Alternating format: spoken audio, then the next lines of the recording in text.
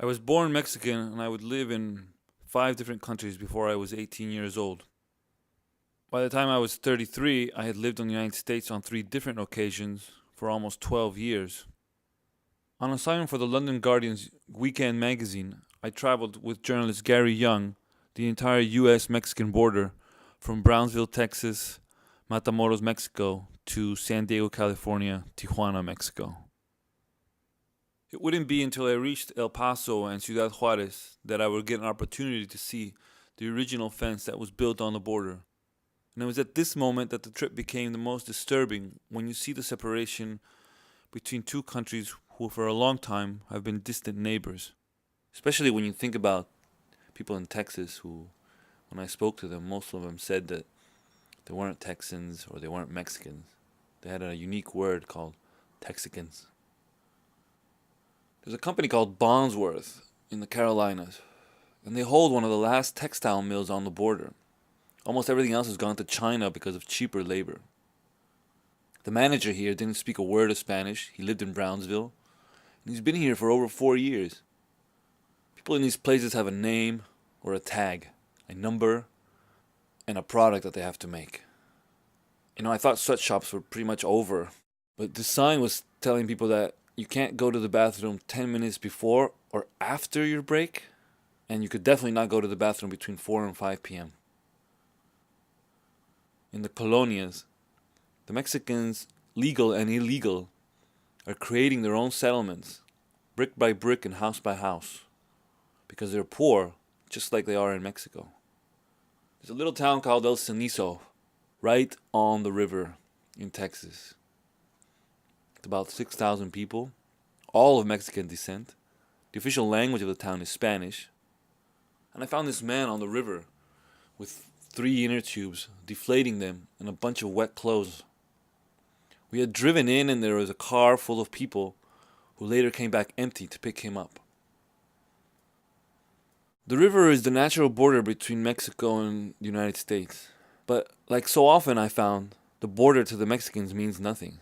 And so does the river, because you'll hardly ever see an American bathing in this river. The border, like anywhere else, is full of people in transit. And this man from El Salvador was fleeing the gangs. He had killed somebody. The tattooed tear on his eye was a testament to it. While driving on one of the infamous streets where many of the shootouts had taken place, contradiction came with 8 girls on top of 2 convertibles celebrating their sweet 16th birthday. The red light district. Prostitutes each to a room, each to a house. We know that the red light district is controlled by the drug lords. But when you drive in, the first people you encounter in a blocked out area is the police, controlling who comes in and out. Some 16 kilometers outside of Nuevo Laredo is the chapel to the Holy Death. I understand that this was built by the drug cartels.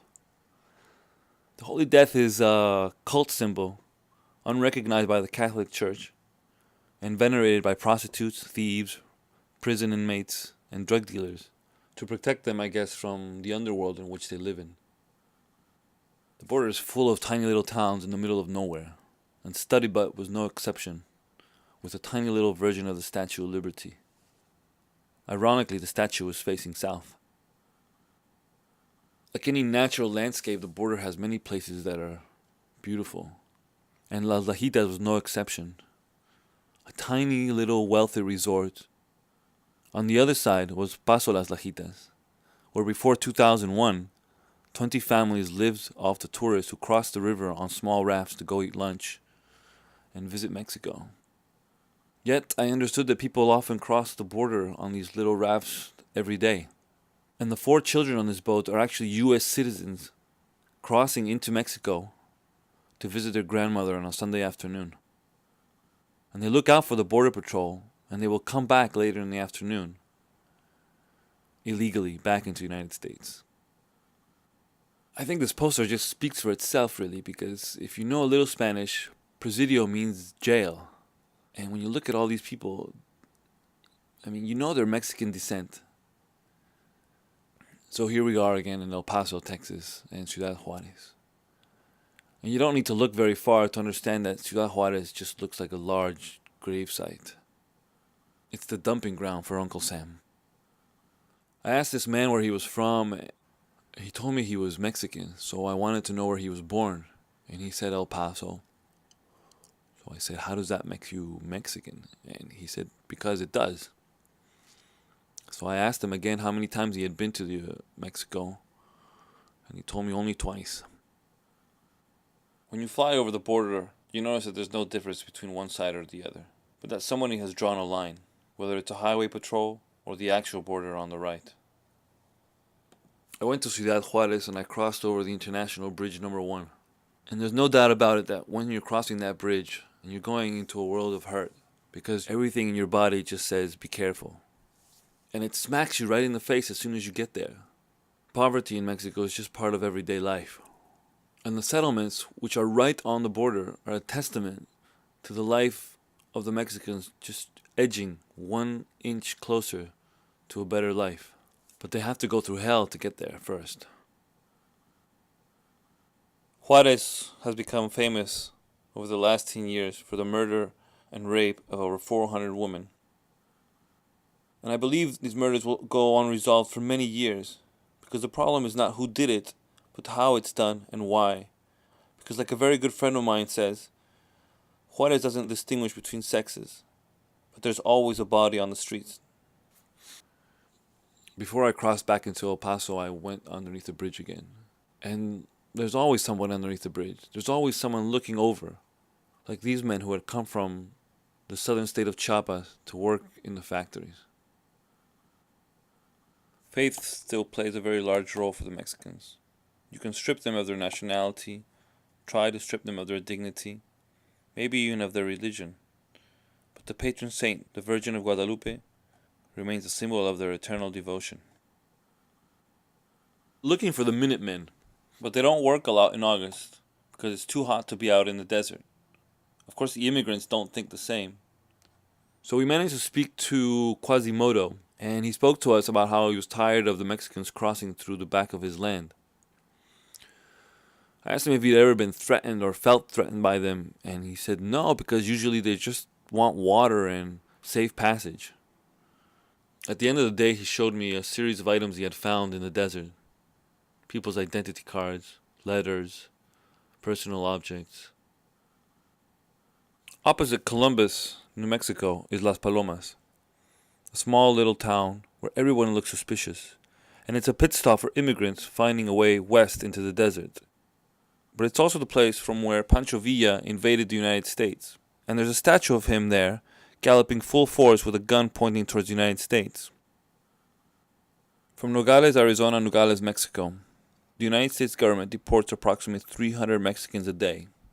The border here is very heavily guarded, so I was surprised when I started working with Mexican immigration that on a simple trek through the desert, I found a coyote looking for a way into the United States in plain view of the border patrol. And he had another 27 immigrants hiding underneath the shade of a tree. They had been robbed that morning of all of their possessions, most likely by a friend of the coyotes. Mexican immigration convinced them to come back into the city, and they proceed to lecture them on the dangers, the perils, and the proper ways of getting into the United States. And then they'll set them free again, and they'll just head back into the city, regroup, go home, but most likely try and find another way into the United States. Being Mexican, I've always questioned what the use of these walls are. The Mexican government receives millions of dollars in remittances a year, and the United States receives a workforce.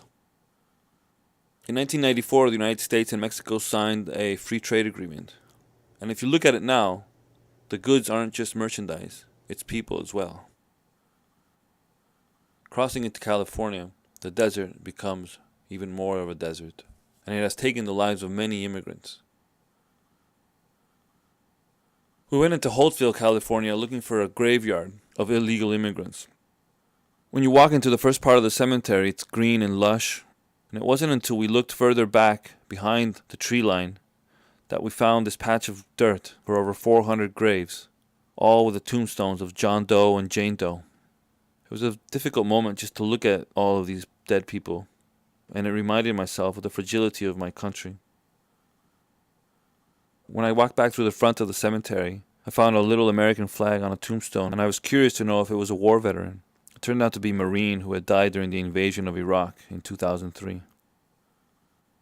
We reached San Diego, and the first thing we did was go take a look at the wall. And we took a drive down to the beach, where the wall finishes into the Pacific Ocean. People often come here to meet their family and exchange words when they can't cross into the United States, or vice versa.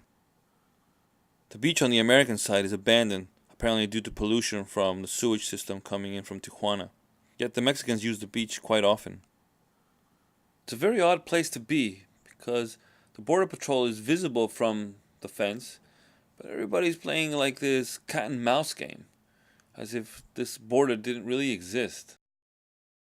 We met a woman who said she'd never been to the United States, and that she wanted to go because she wanted to see what Disneyland was like, because she wanted to make sure that it was really like what they showed on television.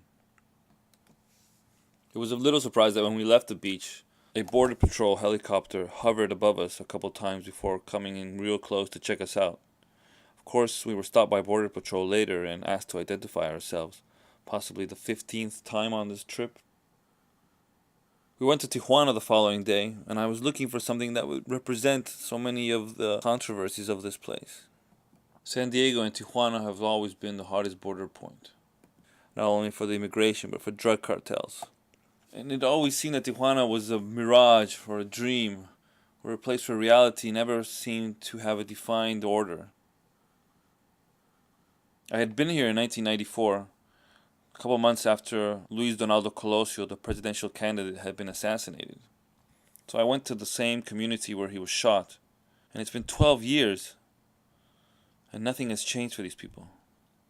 My last visit was to a strip club in Tijuana, and funny enough, I found a Mexican stripper from Sonora wearing an American flag as a bikini, and a couple dollars to her name. Just a little bit of a tongue-in-cheek, I suppose.